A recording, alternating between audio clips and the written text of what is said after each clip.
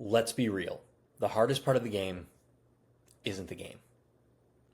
The hardest part of refereeing is keeping yourself in check when everything else around you is descending into chaos. Coaches can be screaming. Players are complaining. The spectators are out of their seats screaming, hoping to get you to change your call, to influence your decision, to be able to get things to go their way. But you and I both know that when our emotions are in check, when we have our wits about us, and we're able to calmly and confidently deliver decisions, all that other stuff goes away. What's the secret to emotional control that the best referees have in their back pocket? How do they maintain that control? Well, today you're in luck. I hopefully have a couple tips for you to help you maintain your control in order to have the best games possible.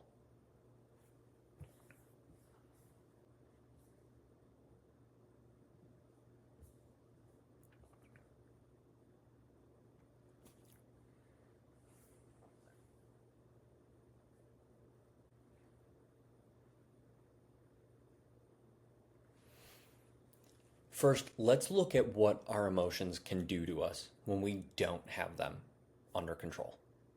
Because refereeing is a physical thing, it's a fitness thing, but it is also a mental. Refereeing is as much a mental exercise as it is a physical and intellectual exercise.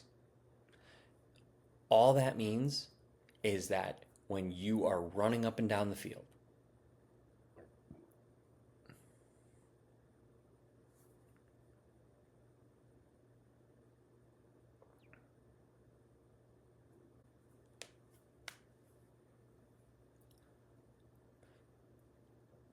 so in order to know that your mental control,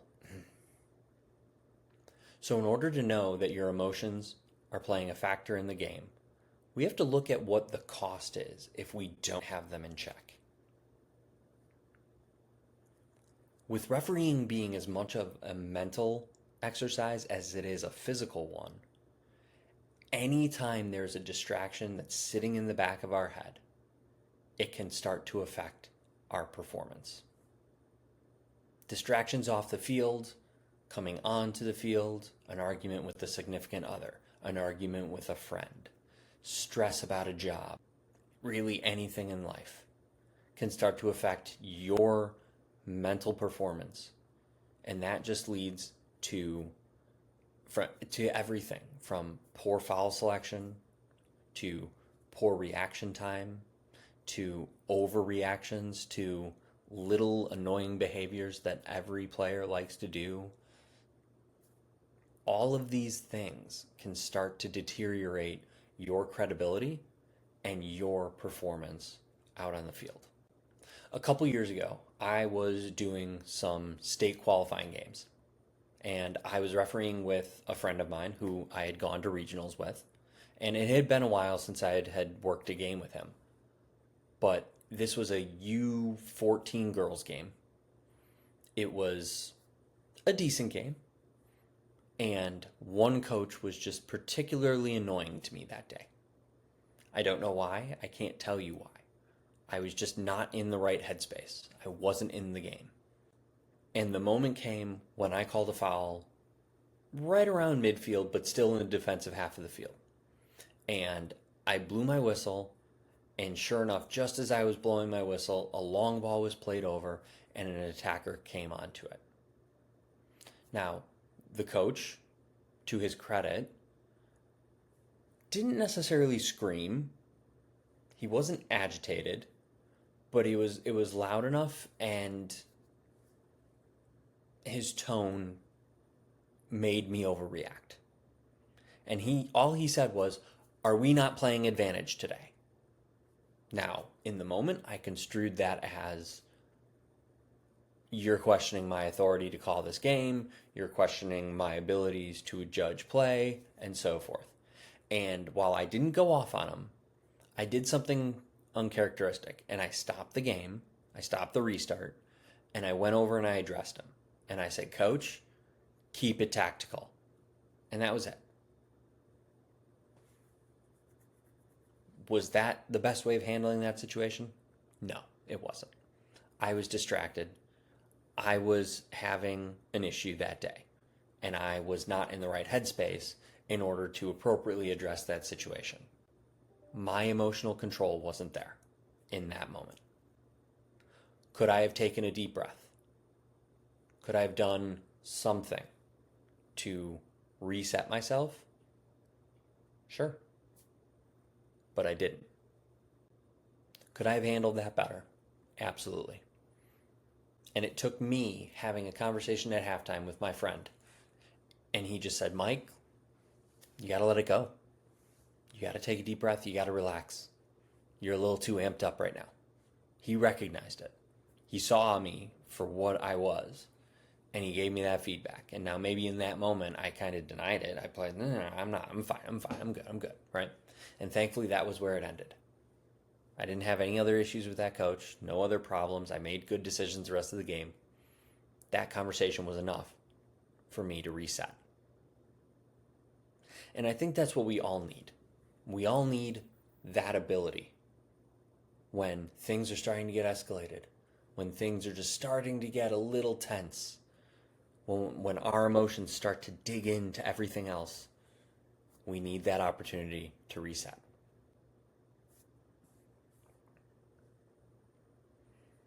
And that is actually one of the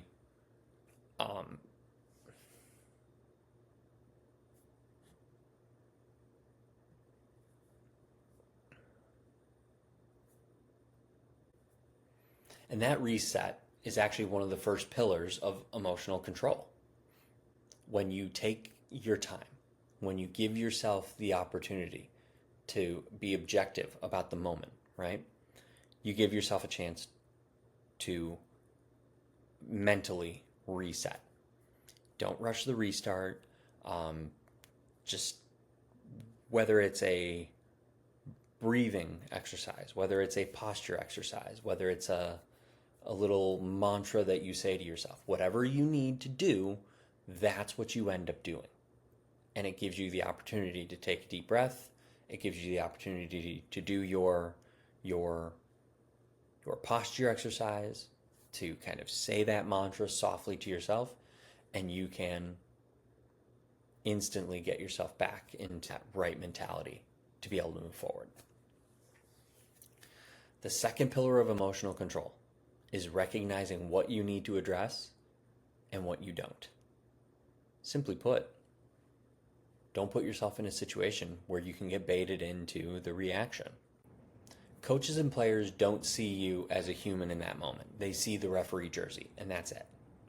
And they are lashing out at a decision. It's an emotional reaction or something. We don't need to address it. Not all the time. Let the emotion be the emotion and then move on. Because by staying calm in that moment and not reacting to every little thing, when you do choose to address it, you address it calmly, because that is how you're going to diffuse any sort of tension coming through into the next phase. And you're going to notice that whenever a coach is yelling and you yell back, what are we doing? We're adding noise. We're adding distraction. We're matching our energy to their energy, and that's a negative thing. That's going to just escalate tensions. It's not going to ease things down. When someone's yelling at me, I come in, I try to talk to them. I'm almost whispering to them. And I say, "Excuse me, coach. What's the issue?" And I take deliberate pauses. And yeah, it takes a few extra seconds, but that's okay, because I'm doing so and I'm calm. And at the end, whenever they're done, I say, "Okay, we're done now. We're going to go back to the game." And we go. He gets his emotions out. I'm able to address it. and we let it be. The third pillar of emotional control is all about why you are there. Leaning into why you're at the field, right? To lead the game, to protect it, to shuttle it from start to finish, to lead that game in its entirety. That's why we do this. We do it because we love the game. We do it because we love giving back to our communities. We love it because it allows us to stay active and stay in there when maybe our playing days are over. There's a lot of reasons why referees do what we do, but our role is all around leading, and we lead by example. When you're leading by example, and as tensions get hotter, right? The referee is never going to be the thermometer of the situation. They should be the thermostat of the situation, meaning it is our job to bring things down and not to indicate how out of control things actually are.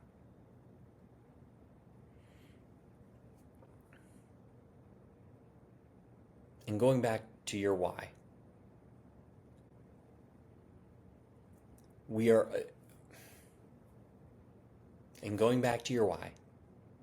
it is a mission to be a referee. It is a mission focus to guide the game and to lead the game, to be able to show your leadership through your calm demeanor. All of those things are going to show when you are in confident control of your own emotions out on the field. As a referee, staying cool isn't a weakness. It's showing leadership.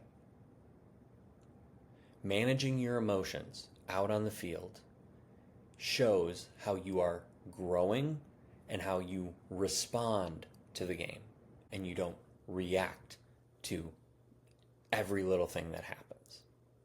And this isn't something that is innate. This isn't something that just is coming natural to people. This is a trainable skill. You can work on this. You can go through your mental exercises. You can go through your mantras. You can go through your breathing exercises. You can develop that physical, that posture related exercise to be able to give yourself the opportunity of, hey, when I do this, this goes down. And you're able to learn that. Because again, we'll go back to the 3 pillars, right? When you learn how to control your emotions, you're learning how to reset in time. No one's asking you to be perfect. No one's asking you to not get mad out on the field. No one's asking you to deny your humanity. But take a moment and don't let it own you. Reset yourself and give yourself the opportunity to get yourself back to a good place mentally so that you can be making good decisions. We don't need to be taking the bait. We don't need to be reacting to every little annoying thing that happens our way. Because when we choose to respond, we are now in a much more powerful position. Because now we're addressing something. It gives it weight. It gives it power. It shows that we're leading by being calm and trying to diffuse the situation before it happens. And finally, that third pillar is all around why we do this. Because when we show up to the field, we're in calm control. We know how to diffuse situations. We know how to serve this game, and we know how to serve our communities and those who play this game. It shows that we have the opportunity to choose how this game should go and to lead by example.